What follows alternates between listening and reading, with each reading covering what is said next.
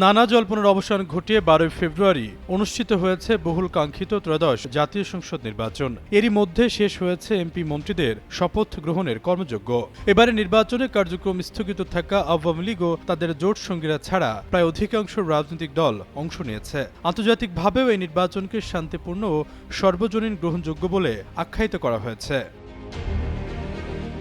এবারে নির্বাচন গ্রহণযোগ্য মাত্রায় অংশগ্রহণমূলক ও অন্তর্ভুক্তিমূলক হয়েছে বলে মত দিয়েছেন টিআইবি নির্বাহী পরিচালক ইফতেখারুজ্জামান। তার মতে এই নির্বাচন ইলেকশন ইঞ্জিনিয়ারিং এর কোনো উপাদান দেখা যায়নি। টিআইবি দৃষ্টিতে মোটামুটিভাবে গ্রহণযোগ্য, সুষ্ঠু, নিরপেক্ষ এবং অংশগ্রহণমূলক নির্বাচন হয়েছে। আওয়ামী লীগকে ছাড়া নির্বাচন অন্তর্ভুক্তিমূলক হয়েছে কিনা এমন প্রশ্নের জবাবে টিআইবি প্রধান বলেন, আওয়ামী লীগের নেতাকর্মীরা স্থানীয় পর্যায়ে অন্য দলের সঙ্গে যুক্ত হয়ে বা স্বতন্ত্রভাবে নির্বাচনে সক্রিয়ভাবে অংশগ্রহণ করেছেন। যারা ভোট দিয়েছেন তাদের মধ্যে আওয়ামী লীগের বড় একটি অংশ ছিল। তাই ফ্যাক্টরের উপর ভিত্তি করে বলা হয়েছে নির্বাচন গ্রহণযোগ্য মাত্রায় অংশগ্রহণমূলক ও অন্তর্ভুক্তিমূলক হয়েছে।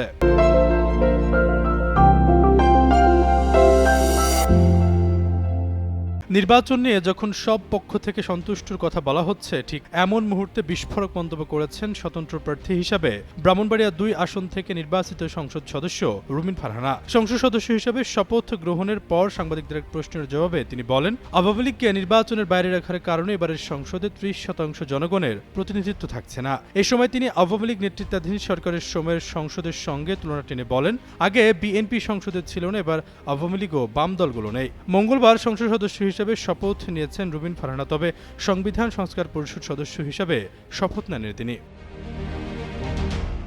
জুলাই অভ্যুত্থানে আওয়ামী লীগ সরকারের পতনের পর নির্বাহী আদেশে দলটির কার্যক্রম স্থগিত করে অন্তর্বর্তী সরকার। ফলে এবারের ভোটের মাঠে প্রতিদ্বন্দ্বিতা করার সুযোগ পায়নি টানা 17 বছর ক্ষমতা আঁকড়ে ধরে থাকা আওয়ামী লীগ। এদিকে এবারে নির্বাচনে 299 আসনের ভোটে 60টি নিবন্ধিত দলের মধ্যে 50টি দল অংশগ্রহণ করে।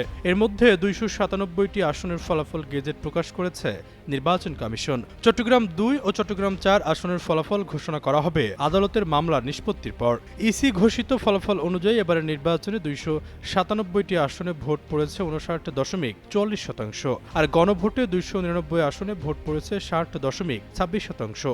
হা ভোটের পক্ষে ভোট পড়েছে 4,80,74,429টি, আর না ভোটের পক্ষে ভোট পড়েছে 2,25,65,627টি।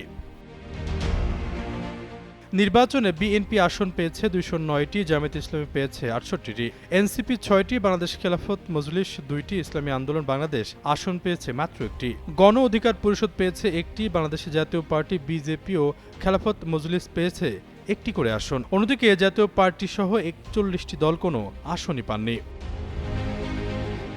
আশরাফুল ইসলাম, যুগান্তর নিউজ।